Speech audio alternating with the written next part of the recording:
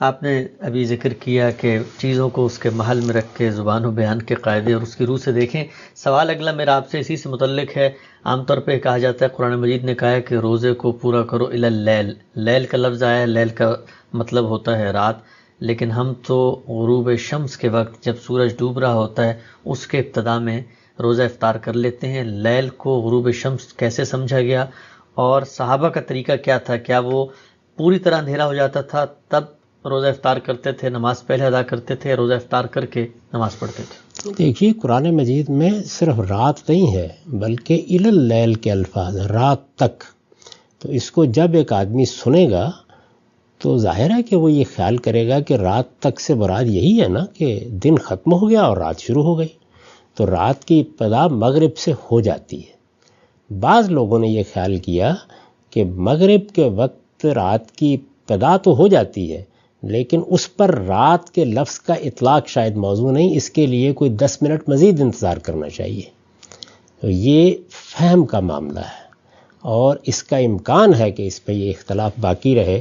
میرے نزدیک صحیح مفہوم وہی ہے جو لوگوں نے سمجھا ہے عام طور پر، اور ہمارے ہاں احناف کے ہاں بھی دوسرے فقہا کے ہاں بھی اسی کو قبول کیا گیا ہے.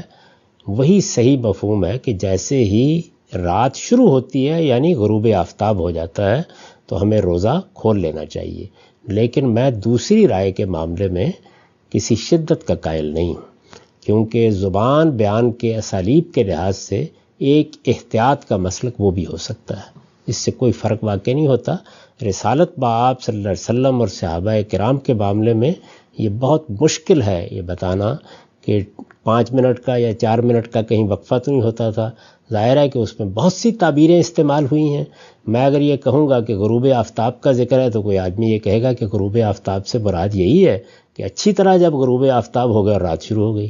ایک دوسرا آدمی دوسری تعبیر کر دے گا. تو اس میں چونکہ قرآن مجید میں صریح لفظوں میں یہ بات آ گئی ہے کہ رات تک روزہ پورا کرو، تو اس میں جو لوگ یہ سمجھتے ہیں کہ رات تک کا مطلب یہ ہے کہ ذرا مغرب کے 10 منٹ بعد، ان کو خواہ ہدف متعین بنانے کی کوئی ضرورت نہیں ہے. ہم اپنے اپنے نقطہ نظر کو درست سمجھ کر اس پہ عمل کر سکتے ہیں.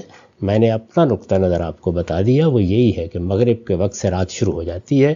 یہ ہمارا عمومی عرف بھی ہے اور ہم جب بولتے ہیں تو ایسے ہی بولتے ہیں. میں اس کو ترجیح دیتا ہوں تاہم دوسروں کو ہدف متعین نہیں بناتا. ٹھیک. اچھا، ہم سے جو لوگ تنقید کرتے ہیں ان لوگوں پہ جو تاخیر سے کھولتے ہیں تو یہ کہتے ہیں کہ رسالت محمد صلی اللہ علیہ وسلم نے فرمایا ہے کہ روزہ افطار کرنے میں جلدی کرو، اور جب آپ وقت سے ہٹ جاتے ہیں تو پھر آپ کا جو روزہ ہے وہ مکروہ ہو جاتا ہے، تو آپ کو اسی وقت پہ کھولنا ہے جو ہمارے نزدیک طے ہے. یہ دیکھیے، بات یہ ہے کہ یہ اپنی رائے کو بنیاد بنا کر دوسرے پہ تنقید کی جا رہی ہے.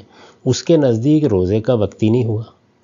تو یہ ایسے ہی ہے کہ جیسے کوئی آدمی یہ کہے کہ رسول اللہ نے فرمایا ہے کہ روزہ کھولنے میں جلدی کرو، تو ذرا مغرب سے 4 منٹ پہلے ہی کھول لینا چاہیے. تو جب مغرب کا وقت میرے نزدیک ہوتا ہے تو میرے لیے جلدی یہ ہے، اور جن کے نزدیک 10 منٹ بعد سے رات شروع ہوتی ہے اور وہ اس کا مطلب یہ لے رہے ہیں، ان کے نزدیک وہی روزے کا وقت ہے. تو اس وجہ سے اس طرح کے استدلالات اپنے مقدمے کو سامنے رکھ کے کبھی قائم نہیں کرنے چاہیے. میں نے عرض کر دی ہے کہ قرآن مجید کے جو الفاظ ہیں ان الفاظ سے ایک شخص وہ مطلب بھی لے سکتا ہے. اس پہ ترجیح کا معاملہ ہے اور میں پہلے مطلب کو ترجیح دیتا ہوں کہ مغرب کے وقت روزہ کھول لینا چاہیے. ٹھیک ہے. ہم سب آخری پہلو جو میں اس کرنا چاہ رہا ہوں وہ یہ کہ اس میں ذوقی پہلو بھی تو ہے. کوئی شخص چاہتا ہے کہ وہ نماز پڑھ کے افطار کرے، تو سوسائٹی کے اندر جب شریعت کا ایک حکم آتا ہے تو یہ تنوع کسی حد تک قائم رکھنا بھی تو منشاء خداوندی ہو سکتی ہے. نہیں، وہ غلط کرے گا. اس کی وجہ یہ ہے کہ جب یہ طے ہو گیا کہ رسالت بآب صلی اللہ علیہ وسلم نے روزہ کھولنے کی اور جلد روزہ کھولنے کی تلقین کی ہے تو سب کو روزہ اپنے طے شدہ وقت ہی پر کھولنا چاہیے. روزہ کھولیں، اس کے بعد نماز پڑھیں. یعنی پانی کا ایک گھونٹ لینا یا ایک کھجور منہ میں لینے سے کیا فرق واقع ہو جائے گا، اور اس کا ذوق سے کیا تعلق ہے. جب وقت ہو گیا، جس کے نزدیک مغرب کے وقت ہو گیا اس کو اس وقت کھولنا چاہیے، جس کے نزدیک 10 منٹ بعد وقت ہوا اس کو اس وقت کھولنا چاہیے. یعنی اس کا کوئی ذوق سے تعلق نہیں، اس کا تعلق فہم سے ہے. جس کا جو فہم ہے اس کو اسی کے مطابق عمل کرنا چاہیے. اگر اس میں کوئی غلطی ہوگی اس کو بھی اللہ تعالیٰ معاف فرمائیں گے. تو نماز پڑھنے سے ہم سب کیا فرق واقع ہو جائے گا؟ نہیں، نماز ضرور پڑھے لیکن روزہ کھول کے پڑھے نا. اگر کھولنے کے بعد روزہ کھولتا ہے پڑھنے کے بعد، اس سے کیا فرق کیا واقع ہے؟ وہ اس ہدایت کی خلاف ورزی ہوگی جو رسول اللہ نے کی.